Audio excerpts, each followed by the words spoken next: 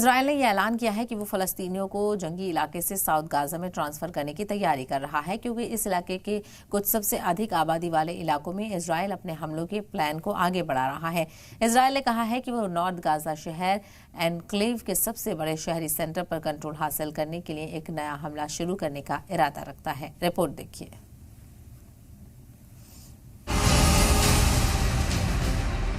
اسرائیل اور حماس کے بیچ جاری جنگ میں فلسطینی شہر غازہ کے حالات اور زیادہ افسردہ ہو گئے ہیں۔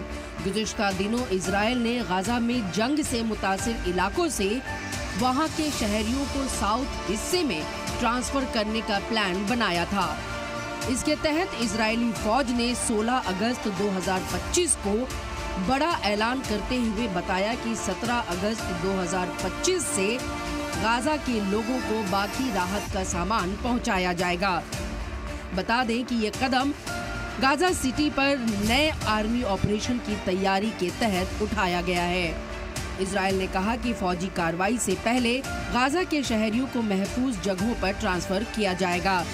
وہیں UN اور دوسری انٹرنیشنل تنظیموں کی طرف سے شہریوں کو راحت کا سامان کرم شالوم کراسنگ کے ذریعے بھیجی جائے گی۔ اسرائیل کے اس فیصلے پہ UN کے انسانی معاملوں کے دفتر نے اس پلاننگ پر فکر کا اظہار کرتے ہوئے کہا کہ اس سے غازہ کے لوگوں کا درد اور بڑھے گا۔ حالانکہ انہوں نے اسرائیل کے غازہ میں ٹینٹ سمیت کئی ضروری سامانوں کی انٹری کی اجازت دینے کے لیے فیصلے کا استقبال کیا ہے۔ وہیں غازہ پٹی میں لگاتار جاری تشدد کے بیچ اسرائیلی فوج کے چیف ایال زمیر نے اعلان کیا ہے کہ غازہ سٹی پر قبضہ کرنے کے لیے جلد ہی ایک بڑا آپریشن شروع کیا جائے گا۔ غازہ پٹی کا سب سے بڑا اور گھنی آبادی والا شہر ہونے کے چلتے یہ قدم بے حد اہم مانا جا رہا ہے۔ حالانکہ عالمی سطح پر پہلے ہی اسرائیل کو یہ وارننگ دی جا چکی ہے کہ یہ قدم پہلے سے ہی تباہ غازہ کے لیے اور بھی تباہ کن ثابت ہو سکتا ہے۔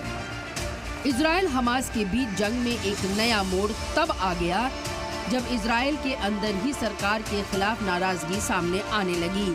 اب اتوار کو اسرائیل میں ہزاروں لوگوں نے پورے اسرائیل میں زبردست مظاہرہ کر کے سڑکوں کو بند کر دیا اور ایک دن کی ہڑتال کے احتجاجیوں کی مانگ کی کہ غازہ میں بندھکوں کو چھڑانے کے لیے معاہدہ کیا جائے۔ مظاہرے کے دوران پولیس نے واٹر کینن کا استعمال کیا اور 38 لوگوں کو گرفتار کیا۔ ان مظاہروں کا انعقاد بندھکوں کے پریواروں نے کیا تھا۔ یہ لوگ سرکار کے غازہ میں نئی آرمی آپریشن سے ناراض ہیں کیونکہ اس سے بچے ہوئے 50 بندھکوں کی جان کو خطرہ بڑھ سکتا ہے۔ مانا جا رہا ہے کہ ان میں سے صرف 20 ہی اب زندہ ہیں۔ وہیں اسرائیلی وزیر اعظم بنجامن نتنیاہو کسی ایسے معاہدے کے خلاف ہیں جس میں حماس اقتدار میں بنا رہے۔ انہوں نے کہا کہ جو لوگ بنا حماس کو ہرائے جنگ روکنا چاہتے ہیں وہ بندھکوں کی رہائی میں دیری کر رہے ہیں اور ملک کی سیکیورٹی کو خطرے میں ڈال رہے ہیں۔ وہیں غازہ شہر سے لوگوں کو نکال کر انہیں ٹرانسفر کرنے کو لے کر اسرائیلی PM اڑے ہوئے ہیں۔ اس کے لیے انہوں نے سیکیور سینٹرز بھی بنانے کا دعویٰ کیا ہے جس میں وہ لوگوں کو شفٹ کرنا چاہتے ہیں۔ وہ بات الگ ہے کہ UN وہاں کے انتظام پر مطمئن نہیں ہے۔ تو کیا یہ مانا جا سکتا ہے کہ غازہ پر کنٹرول کا جو خواب اسرائیل دیکھ رہا ہے یہ اس کی شروعات ہے، کیونکہ ٹرمپ بھی غازہ کو لے کر نئے طریقے سے بسانے کا منصوبہ ظاہر کر چکے ہیں۔ کیا غازہ کی بربادی کو لے کر اسرائیل اور امریکہ اپنے ناپاک منصوبوں کو زمین پر اتارنے میں جٹ گئے ہیں؟